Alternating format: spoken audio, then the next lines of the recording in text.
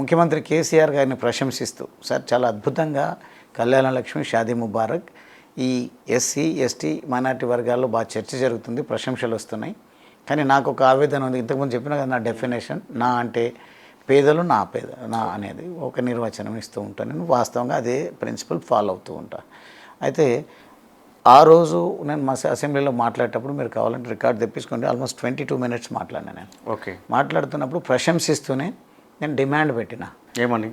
సబ్మిసివ్గా ముఖ్యమంత్రి గారు ఒకవేళ గనక దీన్ని ఒక పథకం కింద తీసుకొని మీరు అమలు చేస్తున్నారు, మీరు కనుక దీన్ని అన్ని వర్గాలకు బిలో పావర్టీ లైన్ అంటారా లేకుంటే ఇంకేమి దానికి గైడ్ దాన్ని కులమానంగా తీసుకుంటారో అందరికీ వర్తించేటట్టు ఇర్రెస్పెక్టివ్ క్యాస్ట్ పేదరికాన్ని మీరు ప్రామాణికంగా చేస్తే రిప్లైలో అసెంబ్లీ సమావేశాలు ముగుస్తున్నప్పుడు చివరిగా ముఖ్యమంత్రి గారు అన్ని ప్రశ్నలకు సమాధానాలు ఇస్తూ మళ్ళీ రిప్లై ఇస్తారు. తన రిప్లైలో గువ్వల బాలరాజ్ యువకుడు మిత్రుడు చాలా అద్భుతంగా ఈ అంశాన్ని లేవనెత్తిండ్రు. నిజంగా నాకు నచ్చింది. వచ్చే ఫైనాన్షియల్ ఇయర్లోనే ఈ పథకాన్ని అందరికీ వర్తించేటట్టు చేస్తున్నారు. నేను ఎన్ని పరిశ్రమలు స్థాపిస్తే ఒక మొత్తానికి ఒక పథకం అమలు అవుతుంది? అవును. ఎంతమందికి ఉపాధి కలిగించగలుగుతా? నేను ప్రజాప్రతినిధిగా ఉన్నాను కాబట్టి, పరిజ్ఞానంతో ఉన్నాను కాబట్టి, ఒక క్లారిటీతో ఉన్నాను కాబట్టి, ప్రజల కోసం ప్రస్తావించిన కాబట్టి ఆ పథకము కేసీఆర్ గారు నిజంగా ఇప్పటికి కూడా నాకు చాలా సంతోషం అనిపిస్తుంది. ప్రస్తావిస్తూ చెప్పిన క్రెడిట్ కూడా ఇచ్చిండ్రు మాకు. నేను చాలా అందరి లోపల పంచుకునేటప్పుడు ఓటు బ్యాంక్గా మలుచుకోలేకపోవచ్చు, కానీ నేను ఇదైతే చేసిన తృప్తిని ఇచ్చిన పథకం ఇది అని నేను చెప్పడం. ఓకే. ఇక్కడ మీ క్యాపబిలిటీ, మీ కెపాసిటీ, మీ యొక్క సమస్యల మీద మీరు పోరాడే తత్వం, లేదా అసెంబ్లీలో మీరు గలమెత్తిన తీరు, ఇదంతా ఒక ఎత్తు. ఇక్కడ అంశం ఏంటంటే చాలామందికి ఒక క్వశ్చన్ మార్క్ ఏంటంటే, ఇంత ప్రాధాన్యత ఇచ్చిన బీఆర్ఎస్ పార్టీని, ఇంత ఆదరించిన కేసీఆర్ గారిని, అవకాశాలు ఇచ్చిన కేసీఆర్ గారిని ఎలాంటి కన్క్లూజన్ లేకుండా, ఎలాంటి ఒక క్లారిటీ లేకుండా అకస్మాత్తుగా పార్టీని వీడడం అనేది పార్టీకే కాదు ప్రజలకు కూడా ఒక షాకింగ్గా, ఎందుకు అంత అకస్మాత్తుగా రావాల్సి వచ్చింది? బలమైన కారణం ఏమై ఉంటుంది? కారణం ఏంది అని అంటే, కేసీఆర్ గారు పార్టీ స్థాపించినప్పుడు తెలంగాణ రాష్ట్రం వస్తే చాలు, తెలంగాణనే ఒక రకంగా సర్వరోగ నివారణ జిందా తిలీస్ మాత అని ఎట్లా అనుకుంటామో, తెలంగాణ వస్తేనే ప్రతి సమస్యకు పరిష్కారం దొరుకుతుంది అని మాట్లాడుకోవడం జరిగింది. కానీ లాస్ట్కి ఏమవుతుంది అని అంటే, మేము అధికారం కోల్పోయినాం. ఇది ప్రజాస్వామ్యం, అధికారం వస్తూ ఉంటుంది పోతూ ఉంటుంది.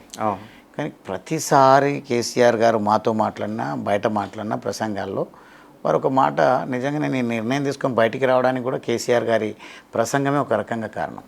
తెలంగాణ ఉద్యమానికి ఆకర్షితుని కావడం కూడా కేసీఆర్ గారి ప్రసంగాలు కూడా చాలా ఇన్ఫ్లుయెన్స్ చేసినాయి. పార్టీని వీడడానికి కూడా వారు చెప్పిన మాటనే ఒక కారణం. ఇదేంటి అని అంటే, రాజకీయాల్లో గెలవాల్సింది ప్రజలు, పార్టీలు కాదు. ప్రతిసారి మనము అదే యావలో ఉండొద్దు అని చాలా డాషింగ్గా మాట్లాడేవారు, కొన్ని నిజంగా బోల్డ్గా కూడా మాట్లాడేవారు కేసీఆర్ గారు. అయితే ఏంది అని అంటే, ఎప్పుడు ఎన్నికల యావతున్నాయి గెలుపు కోసమే కాదు, మన నికార్స్గా ఉండాలి, ప్రజాకోణంలో ఉండాలి మన ఆలోచనలు అని చెప్పిన తర్వాత అదే రకంగా కొనసాగుతుంది అనుకున్నాం. పాపం కేసీఆర్ గారు కొంత అధికారం పోయిన తర్వాత వయసు రీత్యా ఉండొచ్చు, లేకుంటే ప్రస్తుతం ఉన్నటువంటి ముఖ్యమంత్రి గారి ప్రవర్తన నచ్చకపోవచ్చు, ఇక హుందాగా రాజకీయాలు అయితే నడవడం లేదు. దానికి కారణాలు చెప్పుకుంటూ పోతే చర్చిస్తే అందరు కూడా దీనికి ఎవరు కూడా తీసిపోరు, అందరు కారణమే పాలిటిక్స్ పొల్యూట్ కావడానికి. ఆ దిశలో చర్చ జరుగుతున్నది ఏంటి అంటే, ప్రతి సందర్భంలో కేటీఆర్ గారు బీఆర్ఎస్ పార్టీ మాట్లాడే ప్రతి మాటలో మళ్ళీ కేసీఆర్ గారే ముఖ్యమంత్రి కావాలని ప్రజలు కోరుకుంటున్నారు, కావాల్సిందే అని ప్రజలు కోరుకుంటున్నట్టుగా వారు ప్రొజెక్ట్ చేస్తున్నారు. ఓకే. అంటే ఎటు తిరిగి మళ్ళీ అధికారంలోకి రావాలని యావతోనే ప్రసంగాలు, కార్యక్రమాలు అన్నీ కూడా ప్రెస్ మీట్లు అట్లా ఎందుకు అనుకోవాలి. ఇప్పుడు కార్యకర్తలు నిరుత్సాహపడకుండా, మళ్ళీ అధికారంలో కాంగ్రెస్ పార్టీ ఉన్నది కాబట్టి కొంత దాడులు, దౌర్జన్యాలు, లేకపోతే అక్కడక్కడ కార్యకర్తలను ఇబ్బంది పెట్టే కార్యక్రమాలు జరుగుతున్నప్పుడు వాళ్ళకు ధైర్యం నూరిపోయడంలో భాగంగా అనుకోవచ్చు కదా. తప్పకుండా కాదనట్లేదు నేను, కానీ అదే ఎజెండాగా పనిచేయొద్దు, చేస్తున్నారు అనేది నా అభిప్రాయం. కేవలం పార్టీ నిర్మాణం, అధికారం కోసం ప్రయత్నం చేస్తున్నారు. మరో పక్క మన ముఖ్యమంత్రి గారు బాధ్యతగా ఉండాల్సినటువంటి నాయకుడు, ఆయన రాష్ట్రానికి ప్రథమ పౌరుడు. వారు అనేది ఏంటంటే, ప్రజలు నాకు అధికారం ఇచ్చిండ్రు, సంతోషం, నేను ఇచ్చినటువంటి హామీలను నెరవేర్చాలి, కొన్ని చేత కానీ అనవసరమైనటువంటి మాట. సందర్భంగా ఒక మాట చెప్పండి అన్న, మీరు కేటీఆర్ గారు పదే పదే కేసీఆర్ గారిని ముఖ్యమంత్రి చేస్తాము మళ్ళీ అధికారంలోకి వస్తే అనడంలో అంతరార్థం ఏంటి? కేటీఆర్కు హరీష్ రావుకు మధ్యలో గొడవలు ఉండడం వలన దయచేసి ఎక్కువగా ఇప్పటికే నేను మాట్లాడే ప్రతి సందర్భంలో ప్రతి ఒక్క జర్నలిస్ట్ కూడా మాట్లాడుతున్నారు, తప్పు కాదు. కానీ దీన్ని మీరు ప్రొజెక్ట్ చేస్తున్నటువంటి విధానము, మీరు మాట్లాడే విధానం వేరు, దాన్ని అన్వయించుకుంటున్నటువంటి విధానం వేరు. కానీ దాని గురించి ఇంకోసారి మాట్లాడదాం.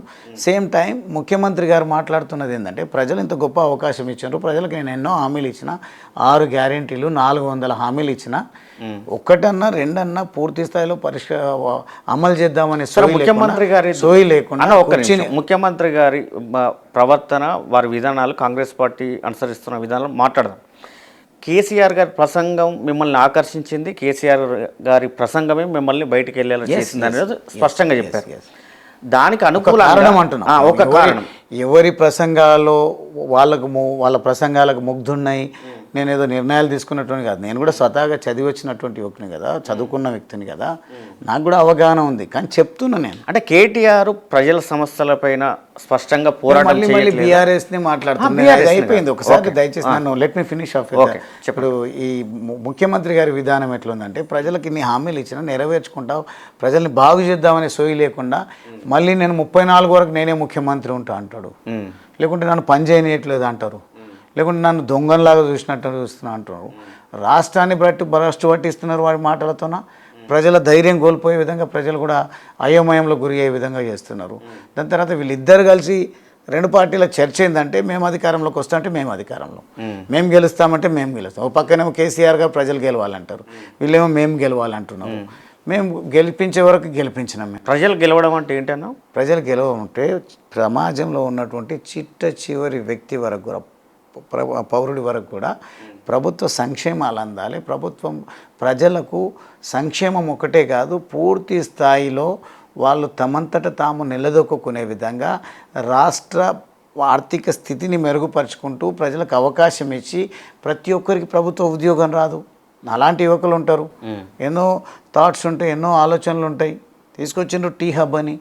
అటువంటి టీ హబ్లు కేవలం నేమ్ సేక్ అయిపోతూ ఉన్నాయి ఈరోజు.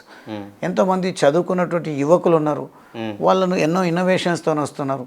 ఆ ఇన్నోవేషన్స్ని తీసుకొని వాళ్ళు ఏం చేస్తున్నారో నాకైతే తప్పలేదు. ఆ యువత యొక్క ఆలోచనలు, యువత యొక్క ఎఫిషియన్సీ, వాళ్ళకు ఉన్నటువంటి కాన్సెప్ట్స్ని వీళ్ళు గ్రాప్ చేసుకొని వాళ్ళు వ్యాపారాలు చేసుకున్న అనుమానం కూడా నాకుంది. వాళ్ళకు కొంత చేయూతనిచ్చి నీకు పెట్టుబడి పెడతాము, ముందుకు పో అనే పరిస్థితి లేదు. ఎవరైనా థాట్స్తో వస్తే వాళ్ళ థాట్స్ను గ్రాప్ చేసుకోవడము, ఈ థాట్ మా థాటే అన్నట్టుగా ప్రొజెక్ట్ చేయడము. అన్నీ ఒకరికే రావు కదా. మేధస్సు ఉంటే ఉండొచ్చు, ఇంటలెక్చువల్స్ ఉంటే ఉండొచ్చు. కేటీఆర్ గారు కానీ, కేసీఆర్ గారు కానీ, మన ముఖ్యమంత్రి గారు కానీ అన్నీ ఉండొచ్చు. సమాజంలో నీలాంటి నాలాంటి యువకులకు మైండ్ లేకుండానే, చదువు లేకుండానే, థాట్స్ లేకుండానే, విజన్ లేకుండానే లేరు కదా. వాళ్ళకు యువతకేమో ఉద్యోగాలు, తర్వాత ఆర్థిక వ్యాపారాల్లో స్థిరపడాలంటే వాళ్ళ కాన్సెప్ట్లను బట్టి లోన్స్ ఇవ్వడమా, లేకుంటే ఇంకో స్కిల్ ఇవ్వడమా, వాళ్ళను స్వయం ప్రతిపత్తి కలిగి ఉండే విధంగా, వాళ్ళని ఎదిగే విధంగా అవకాశాలు కల్పించడం అనే దాని మీద సోయి లేకుండా, ఆలోచన లేకుండా, మేము సంక్షేమం ఇస్తున్నాం, 2000 ఇస్తాం, మేము 4000 ఇస్తాం, లేకుంటే 10 లక్షలు దళిత బంధు ఆయన ఇస్తా అంటే నేను 12 లక్షలు ఇస్తాం.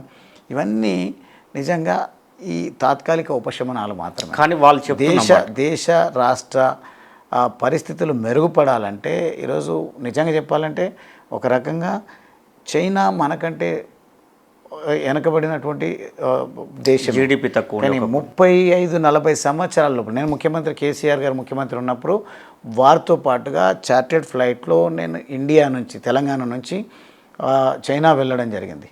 చైనాలో ఇతర రాష్ట్రాలకు అక్కడ ఉన్నటువంటి ప్రాంతం తిరగాలన్నా అదే చార్టెడ్ ఫ్లైట్లో మేము ముఖ్యమంత్రి కేసీఆర్ గారితో అప్పుడు తిరగడం జరిగింది. అక్కడికి వెళ్ళినప్పుడు అక్కడ వాళ్ళు సాధించినటువంటి అభివృద్ధి ఇప్పుడు కూడా ఎక్కడ చూసినా చైనా మేడ్ అని అంటున్నారు. మేక్ ఇన్ ఇండియా అని ప్రధాని గారు ప్రయత్నం చేస్తూ ఉంటే దాన్ని గ్రాప్ చేసుకుందాము, ఇక్కడ కేంద్ర ప్రభుత్వ సహకారం తీసుకుందాము, ఇక్కడ ఏదైనా పరిశ్రమలు స్థాపిద్దాము అనే ఆలోచన లేకుండా కేంద్ర ప్రభుత్వంతో రప్చర్ చేసుకొని వారితో విభేదించి రాష్ట్రానికి రావాల్సినటువంటి నిధులు రానియకుండా మేము మళ్ళీ ఇక్కడ అధికారంలోకి రావాలంటే వాళ్ళ చేయూత ఇచ్చినట్టుగా ఇక్కడ ప్రజల లోపల ఇంప్రెషన్ రావద్దు. కేంద్ర ప్రభుత్వం చేస్తున్నటువంటి ప్రయత్నం ప్రజల వరకు చేరొద్దు. చేరినట్టయితే మళ్ళీ కొంత డైవర్ట్ అవుతారు, మేము మళ్ళీ ఓటమి పాలైతే ఇంకొకరు ఎమర్జ్ అవుతారనే భయంతోన భారత ప్రభుత్వం పూర్తి స్థాయిలో సేవలు అందించాలి, దేశాన్ని యూనిట్గా నరేంద్ర మోడీ గారు చేస్తూ ఉంటే ప్రధాని గారు ఇక్కడ మాత్రం యూటిలైజ్ చేసుకునేటువంటి పరిస్థితి. అంతేందుకు మన రేవంత్ రెడ్డి గారు కూడా అదే పంతాను అవలంబిస్తూ ఉన్నారు. గత ప్రభుత్వం అంటే మీరు పనిచేసినటువంటి బీఆర్ఎస్ ప్రభుత్వం కూడా కేంద్రంతో సఖ్యతగా ఏం లేదు కదా. ఎక్కడ అనిపించిందా మీకు? ఎక్కడైనా ప్రధాని గారు వచ్చినప్పుడు కూడా ముఖ్యమంత్రిగా కేసీఆర్ గారు వెళ్ళి రిసీవ్ చేసుకున్నటువంటి సందర్భం లేదు. వారిని డిమాండ్ చేసి అంటే అసెంబ్లీలో విమర్శించిన సందర్భాలు ఉన్నాయి, రాజకీయంగా విభేదించిన సందర్భాలు ఉన్నాయి. తద్వారా నిధులు రాబట్టడంలో కానీ ఆ కేంద్ర ప్రభుత్వం నుంచి వచ్చే సంక్షేమ అభివృద్ధి కార్యక్రమాలు అందుకోవడంలో కానీ విఫలం కాలేదా? విఫలమైంది అని అంటున్నాను. ఎందుకంటే ఒక వలస కూలి బిడ్డగా అన్నీ ఉన్న అల్లుని నోట్ల శని ఉన్నట్టుగా పాలమూరు, ఉమ్మడి పాలమూరు జిల్లా మీదుగా దాదాపుగా 700-800 కిలోమీటర్లు కృష్ణా నది పారుతూ ఉంటుంది. పారుతున్నటువంటి ఆ కృష్ణా రివర్ అదే పెద్ద మొత్తంలో కృష్ణా నది పారుతూ ఉంటుంది. ఆ పక్కనే కాలం నా అచ్చంపేట నియోజకవర్గానికి పక్కనే ఆనుకొని కృష్ణా రివర్ ఉంటుంది. ఆ నీళ్లు తీసుకురావడానికి కూడా ఓ ప్రాజెక్ట్ డిజైన్ చేశాను. చేయడానికి ఫౌండేషన్ వేస్తే మేమే జేజేలు కొట్టినాం, బాగా కీర్తించినాం కేసీఆర్ గారిని.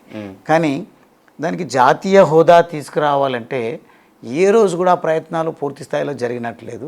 అదేవిధంగా ముఖ్యమంత్రిగా కేసీఆర్ గారు కూడా పూర్తి చేద్దామనే ఆలోచన కూడా లేదు. నేను చాలాసార్లు ప్రశంసించిన అచ్చంపేట నియోజకవర్గానికి ఒక అచ్చంపేట లిఫ్ట్ ఇరిగేషన్ స్కీమ్ తీసుకురావాలని కూడా ప్రయత్నం చేసి. కారణం ఏమై ఉంటుంది? ఇప్పుడు ప్రధానంగా కేసీఆర్ గారు సాగునీరు తాగునీరు మీదనే దృష్టి పెట్టి కాళేశ్వరం లాంటి భారీ ప్రాజెక్టులను నిర్మించి ఇప్పుడు వివాదాస్పదం అవుతున్న బనకచెర్ల లాంటి ప్రాజెక్టులు కూడా ఇవన్నీ మేడిగడ్డ, సుందిల్ల వీటి మీద ఇప్పుడు జరుగుతుంది కదా చర్చ. ఇప్పుడు ప్రధానంగా దానిపైనే దృష్టి పెట్టినప్పుడు మీరు చెప్పినటువంటి ప్రాజెక్ట్ని ఎందుకు జాతీయ హోదా కల్పించడంలో విప్లవం? జాతీయ హోదానే కాదు, ఫౌండేషన్ వేసిన తర్వాత నిజంగా దుర్మార్గం ఏంటంటే కాంగ్రెస్ పార్టీ ప్రజాప్రతినిధులు కోర్టులలో కేసులు వేసి, అది కూడా చనిపోయిన వాళ్ళ పేరిట కోర్టులలో కేసులు పెట్టి కోర్టులను తప్పుదో పట్టించి ప్రాజెక్ట్ ఆపిచ్చి ఆ ప్రాజెక్టును ముందుకు పోకుండా చాలా కుట్రలు చేసిండ్రు. ఇది నిజంగా మా ప్రాంతంలో పుట్టినటువంటి వాళ్ళు కూడా మా ప్రాజెక్టులను అడ్డుకున్నటువంటి పరిస్థితి, వాళ్ళకు పరిజ్ఞానం లేక ఆ రకంగా కూడా మేము వెనకబడడం జరిగింది. ఇవన్నీ క్లియరెన్స్. నాదైతే అచ్చంపేట నియోజకవర్గం ఒక రకంగా చెప్పాలంటే టైగర్ రిజర్వ్ ఫారెస్ట్ మా నల్లమల అంతా కూడా. అక్కడ అనుమతులు రావాలంటే చాలా కష్టతరం ఉంటుంది.